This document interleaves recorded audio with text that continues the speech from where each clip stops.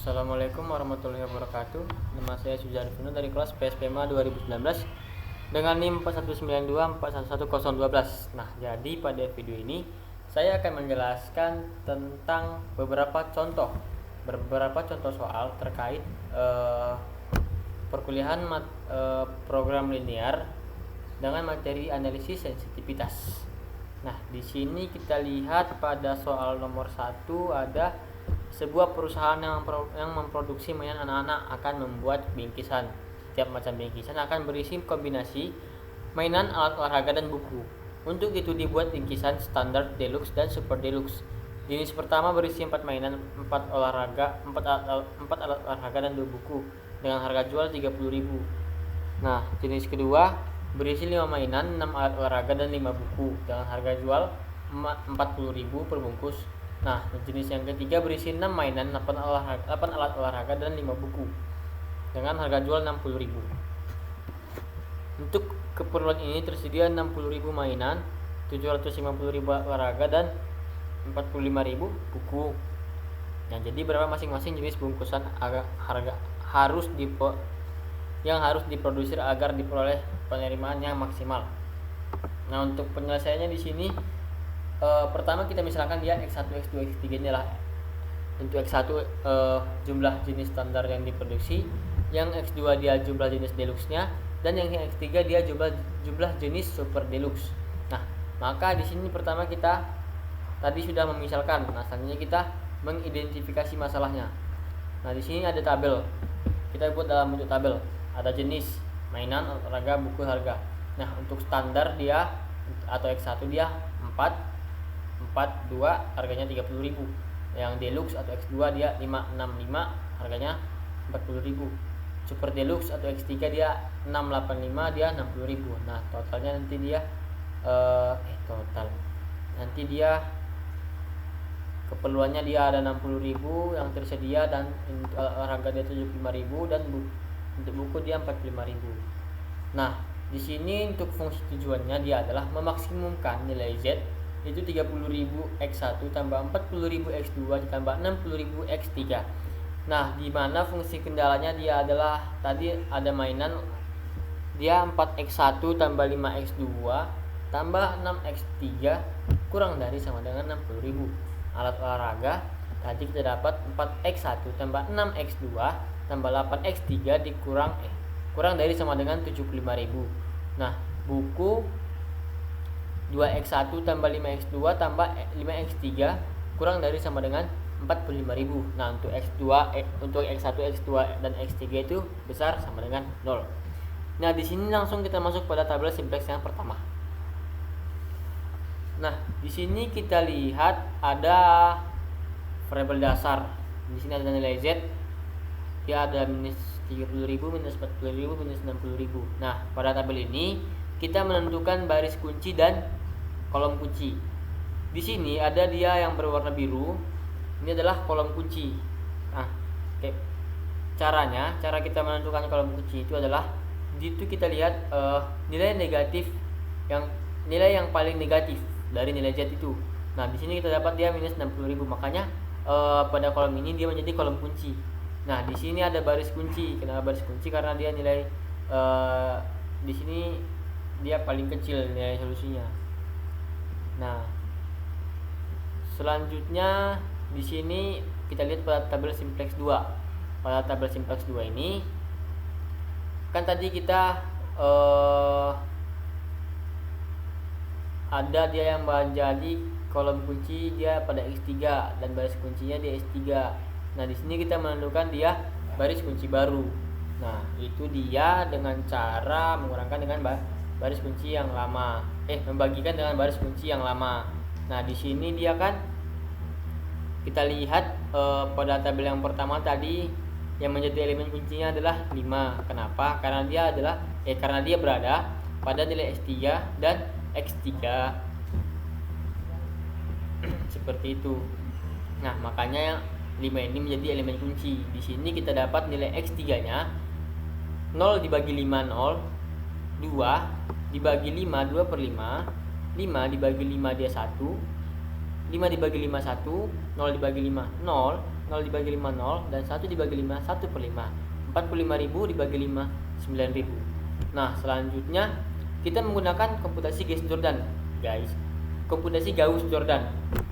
Komputasi Gauss-Jordan itu ada itu caranya dia kita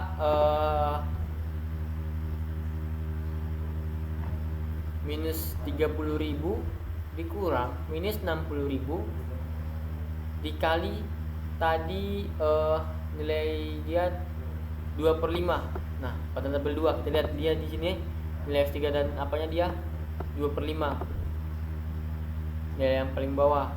Nah, jadi kita dapatkan nilai Z nya dia adalah minus 6.000. Nah, seperti itu juga dia pada kolom X2 ini. Nah, kita coba dia minus 40.000 dikurang minus 60.000 dikali, kita lihat pada tabel 2 paling bawah dia ada 1, dia dibagi 1. Nah, nanti kita akan mendapatkan hasil 20.000. Begitu juga dengan yang lainnya. Nah, kita lihat pada solusi, kita coba. Di sini ada 0 dikurang minus 60.000 dikali 9.000. Nah, nanti kita akan mendapatkan hasil 540 juta. Nah,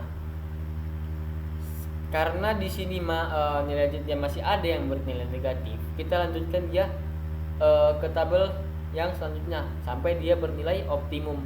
Nah, di sini kita lihat pada tabel simpleks yang ketiga. Di sini dengan melakukan prosedur yang sama terhadap dengan tabel yang kedua tadi, itu dia kita sama seperti yang tadi.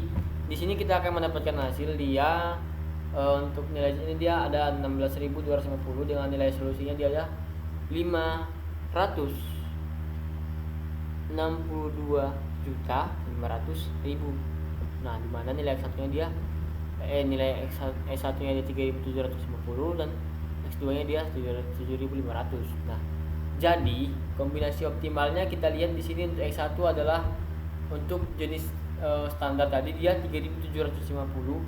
X2 dia tadi deluxe, kita dapat dia solusinya 0. Dan X3 dia yang tadi super deluxe. Nah, kita dapat dia 7.500 dan penerimaan penjualan kita dapatkan dia 562.500.000. Nah, selanjutnya kan tadi dia primal, ini dia dual. Nah, kalau primal tadi memaksimumkan, ini dia dual meminimumkan. Nah, di sini kita meminimumkan nilai Z dia 60.000 Y1 tambah 75.000 Y2 ditambah 45.000 Y3. Dimana untuk fungsi kendalanya 4Y1 tambah 4Y2 ditambah 2Y3 besar sama dengan 30 dan seterusnya. Nah, setelah kita melakukan meminimumkan nilai dual, maka nanti kita akan memperoleh nilai Y1 sama dengan 0, Y2 sama dengan 30/4 dan Y3 sama dengan 0. Nah, misalkan ada jenis baru. Nah, dengan jenis baru. Nah, variabel baru ini kita misalkan dengan XA. Nah, dimana untuk koefisien XA pada fungsi tujuan itu adalah 20, koefisien XA pada pembatas pertama adalah 3, koefisien XA pada pembatas kedua adalah 4, dan koefisien XA pada pembatas ketiga adalah 6. Nah, sehingga fungsi pembatas dual yang menyangkut XA adalah 3Y1 tambah 4Y2 tambah 6Y3 besar sama dengan 20. Nah, nilai dual optimalnya tadi kita dapat Y1 sama dengan 0, Y2 sama dengan 30/4, Y3 sama dengan 0. Ternyata memenuhi fungsi batasan dual di atas. Nah, sehingga penambahan XA itu tidak mempengaruhi penyelesaian optimal karena nilai koefisien baris tujuan itu tetap positif semuanya. Nah, apabila koefisien XA itu fungsi tujuannya sebesar 40, nanti kita akan memperoleh dia sehingga fungsi batasannya dual menjadi fungsi batasan dualnya menjadi 3Y1 tambah 4Y2 tambah 6Y3 besar sama dengan 100. Maka fungsi batasan tersebut itu dilanggar karena 4 dikali 0 tambah 5 dikali 30/4 tambah 3 dikali 0 adalah kurang dari 100. Nah, jadi dengan menggunakan kaidah-kaidah di muka, nilai XA-nya itu sebagai berikut. Nah, tadi kan dia di sini kita lihat 3 dikali 0 tambah 4 dikali 30/4 tambah 6 kali 0 kurang 100 sama dengan minus 70. Nah, di sini kita lihat matriksnya dia 1 minus 3 per 2, 6 per 5, 0, 5 per 4, minus 2, 0, minus 1 per 2, 1 dikali 3, 4, 6. Nah, kita akan mendapatkan hasil 4 per 1 per 5, 17 per 4. Nah, Nah, selanjutnya tadi nilai minus 70-nya kita masukkan di sini. Nah, ini nilai itu nilai XA dan 1/5, 17 dan 4. Ini semuanya nilai XA. Nanti kita mendapatkan nilai kanannya dia 562050. Nah, karena salah satu variabel Z ini masih ada yang bernilai negatif, yaitu ada minus 70. Nah, di sini masih bernilai negatif. Nah, jadi tabel itu tidak optimal. Nah, nanti kita perlu melanjutkan sampai menemukan tabel yang optimal. Nah, nanti setelah dilakukan sampai dia optimal, sekitar nanti ada sampai 6 mungkin,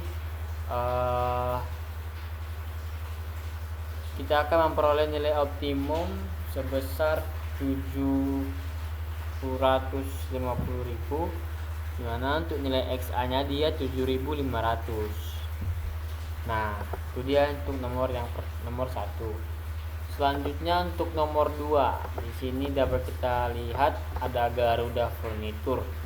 Nah, di sini ada sumber daya kayu camper per unit. Di sini model A dan 4 unit, 2 unit model B dengan kapasitas 120 untuk kayu camper. Nah, untuk kayu jati di sini ada 2 untuk model A, 2 untuk model B. Untuk kapasitasnya dia 100.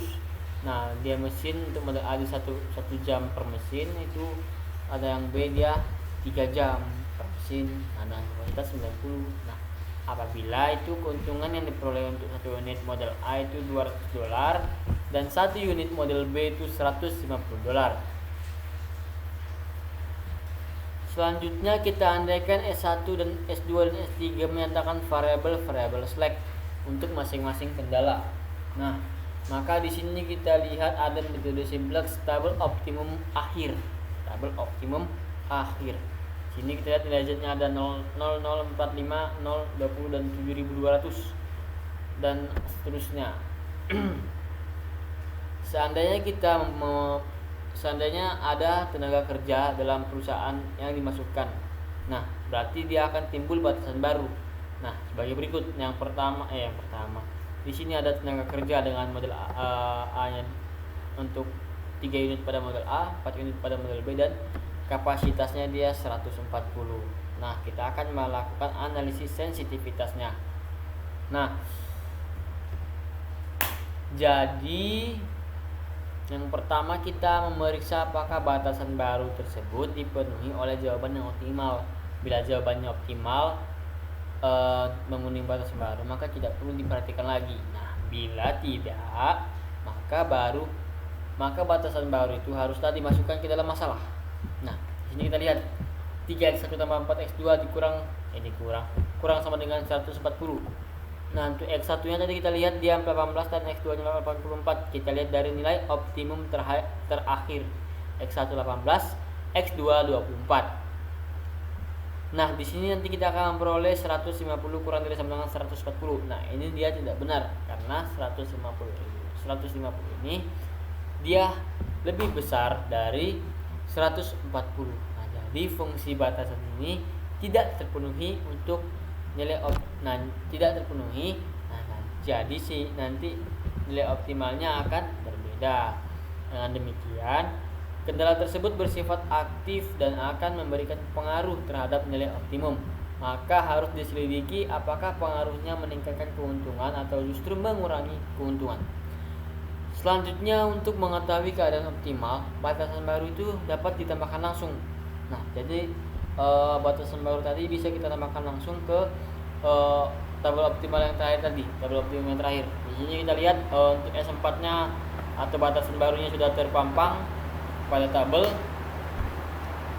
Ada 34000140. Nah, berdasarkan tabel ini dapat kita lihat bahwa variabel dasarnya x1 dan x2, sehingga elemen pada kolom 1 x2 itu terletak pada baris S4.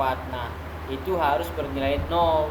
Maka dapat kita lakukan dengan cara pengurangan atau penjumlahan dengan elemen-elemen yang ada pada baris x1 dan x2. Nah, di sini yang pertama kita coba agar dia 0. Pertama ada baris S4 3400140. Nah, kita kurangkan dengan 3 dikali elemen baris X1. Elemen baris X1 dia tadi di sini ada 1, 0, 0 dan seterusnya. Kita kali 3 semuanya. Nah, lalu kita kurangkan. Nanti kita akan mendapatkan hasil 0, 4, 0,90, 0,6186. Nah, selanjutnya baris S4 baru ini kita kurangkan lagi dia agar 4-nya ini dia menjadi 0. Itu kita kurangkan dengan 4 dikali X2. X2-nya kita lihat di sini ada 0, 1. Nah, kita kali 4. Jadi dia akan dapat hasil ini. Lalu kita akan kurangkan. Nanti kita jadi hasilnya adalah 0, 0, 1,30 min 1, 1 minus 10. Nah, kita lihat pada tabel ini. Di sini sudah terganti nilai S4-nya menjadi 0, 0, 1,30 min 1, 1 min 10. Nah, ini tabel optimum yang tidak layak. Mengapa? Karena di sini nilainya masih negatif. Nah, karena masih negatif, jadi nanti kita akan mengganti nilai S4 ini jadi S3. Nah, kita lihat pada tabel selanjutnya. Di sini sudah terganti S3 dan S4. S3 jadi 0, 0 sampai nanti untuk solusinya jadi 10, tidak negatif lagi dia. S4-nya dia pindah ke sini. Nah, itu dia. Maka untuk kombinasi barang optimum yang baru itu adalah menghasilkan 20 model A, kita lihat pada tabel yang terakhir ini, dan 20 model B dengan keuntungan 7.000. Oke. Maka terjadi pengurangan keuntungan dari 7.200 menjadi 7.000. Nah, tadi kan awalnya 7.200. Jadi pengurangan dia 7.000 karena ada penambahan kendala baru. Nah, itu jika ada kendala baru menambahkan terhadap masalah program linear, itu nilai optimum yang lama akan selalu baik atau sama dibandingkan nilai optimum yang baru, sehingga penambahan suatu kendala baru itu tidak dapat memperbaiki nilai optimum setiap masalah program linear. Nah, itu tadi untuk contoh nomor 2. Selanjutnya di sini ada nomor 3. Ada nomor 3 dong. Nomor 3 di sini memaksimumkan nilai Z sama dengan 2x1 tambah x2 tambah 3x3. Mana ada fungsi kendalanya seperti berikut. Ada 2x1 tambah x2 tambah x3 kurang dari 98 dan seterusnya. Maaf. Di sini kita akan mencoba menyelesaikan soal ini dengan menggunakan aplikasi, yaitu aplikasi Lingo. Aplikasi Lingo untuk menganalisis sensitivitas dari fungsi tujuan. Di sini ada interpretasi atau hasil outputnya. Mungkin kita coba langsung ke aplikasi Lingo-nya saja agar lebih paham. Nah, di sini maaf kita dulu. Oke, itu percobaan saya sebelumnya. Nah, jadi di sini sudah saya masukkan fungsi tujuan dari soal tadi. Di sini kita tadi ada memaksimumkan. Di sini kita tulis max karena kita memaksimumkan. Kita masukkan nilai Z-nya 2x1 tambah x2 tambah 3x3. Nah, setelah itu kita masukkan fungsi kendala yang 6 tadi.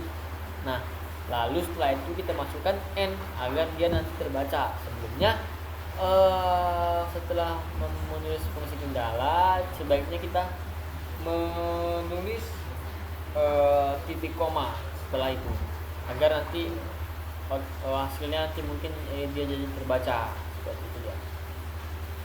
Nah, tanpa berlama-lama mungkin kita akan langsung untuk hasilnya. Kita klik solve.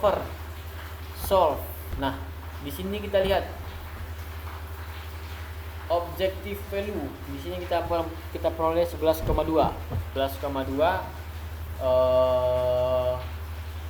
Ini adalah nilai optimum.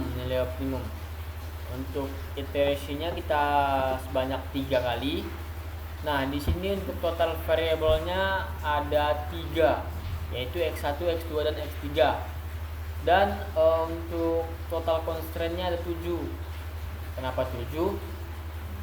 Karena dimasuk nilai Z. Fungsi kendalanya kan tadi ada 6. Nah, jadi tambah Z-nya dia 1 jadi 7. Nah, itu adalah total constraint-nya. Nah, selanjutnya di bawah ada variable value reduce cost. Variable x1, x2, x3 ada value-nya. ada variabelnya 3,2, value-nya 3,2, radius cosnya 0, x2 value-nya 0, radius cosnya 0,4, dan x3 value-nya 1,6, radius cosnya dia 0. Nah, di sini kita lihat pada x2 di sini value-nya 0. Ini yang menarik. Nah, ini artinya jika kita mempertahankan 0, itu nanti kita akan terjadi pengurangan sebesar 0,4 pada hasil optimum, nilai optimum. Sebanyak nilai 0,4 itu pengurangannya. Karena di sini kita tetap mempertahankan nilai 0, jadi kita akan memperoleh pengurangan sebesar 0,4. Nah, seperti itu dia. Nah, selanjutnya ada row, slack, or surplus, dan dual price. Untuk row yang satu, row pertama, slack or surplusnya dia 11,2 dengan dual price 1. Nah, 11,2 nya ini itu adalah nilai objective value atau nilai optimum. Nah, pada row 2 di sini ada slack or surplusnya dia bernilai 0 dan dual price-nya dia 0,6. Nah, ini artinya pada saat ini 0,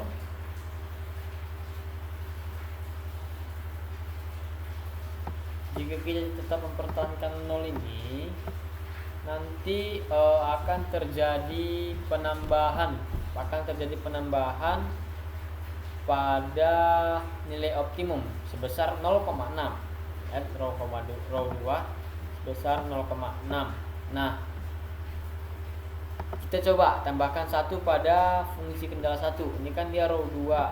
Nah, yang ini dia tadi nilai Z, berarti ini dia fungsi kendala 1. Kita tambahkan 1.